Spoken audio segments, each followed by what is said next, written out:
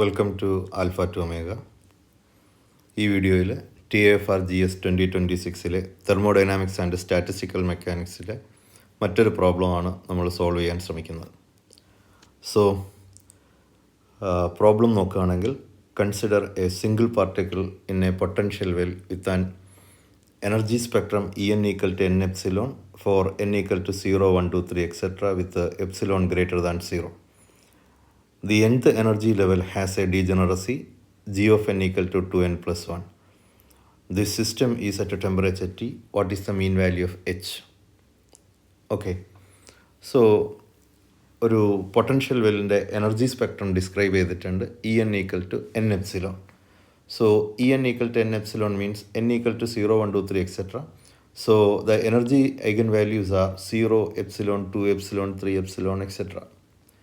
And the energy levels are actually degenerate.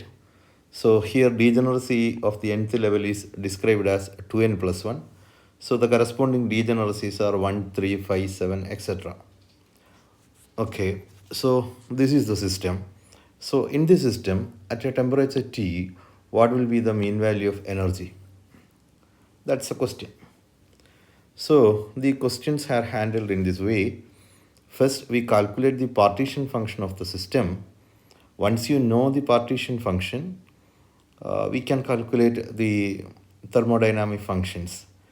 And here, the average energy is calculated as minus dou by dou beta of log Q. Here Q is the partition function. So, partition function is calculated as Q equals sigma n g of n e raised to minus beta en. Right? Okay, so using the values of the energy eigenvalues and the corresponding degeneracies, the partition function can be calculated like 1 plus 3 times e raised to minus beta epsilon, 5 times e raised to minus 2 beta epsilon plus 7 times e raised to minus 3 beta epsilon plus etc. So, if we assign x as e raised to minus beta epsilon, then the series can be written as 1 plus 3x plus 5x square plus 7x cube plus etc. Okay, so how can we calculate the series? So the series is 1 plus 3x plus 5x square plus 7x cube plus etc. So I am writing here, I am writing 3x as x plus 2x, 5x square x square plus 4x square, 7x cube as x cube plus 6x cube. So I am converting the given series into two different series. Okay, and the first series is very familiar. It is 1 by 1 minus x. And from the second series, 2 is a common factor. When 2 is taken as a common factor, then the series is changed to x plus 2x square plus 3x cube plus etc. Okay, so actually we need to find the convergence of the second series. Okay, so here please look these calculations. So we know 1 by 1 minus x is 1 plus x square plus x cube plus etc. If we take the derivative on both sides, which means d by dx of 1 by 1 minus x, that's equals 0 plus derivative of x is 1, derivative of x square is 2x, x cube is 3x square plus etc. And d by dx of 1 by 1 minus x is minus 1 by 1 minus x the whole square into minus 1.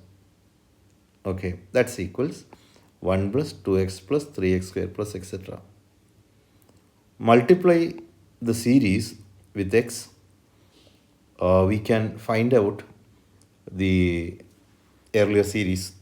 Okay, so multiply on both sides with x, left side become x by 1 minus x the whole square.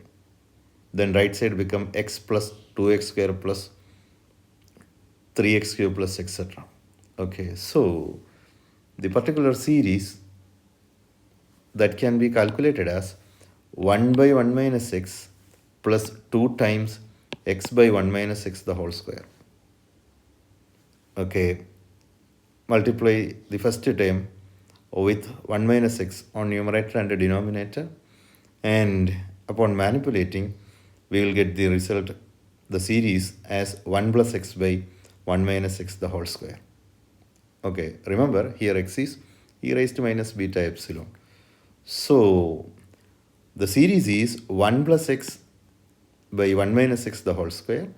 By using the value of e raised to minus x equal to e raised to minus beta I, the partition function that can be obtained as 1 plus e raised to minus beta epsilon by 1 minus e raised to minus beta epsilon the whole square. So the first part is clear. We calculated the partition function. So once you know the partition function, we can calculate the internal energy or the average energy as minus dou by dou beta of log Q. So here Q is this one. Mean value of E is minus dou by dou beta of log Q. Okay, so minus of derivative of log Q is 1 by Q. Okay, this is 1 by Q. 1 by Q into, we can apply the product rule here. Okay, after applying the product rule, doing some manipulations, we can reach this result, epsilon times 3 times e raised to epsilon by kt plus 1 by e raised to 2 epsilon by kt minus 1. Okay, so this is the solution for this particular question. So option A is the answer. Okay, thank you.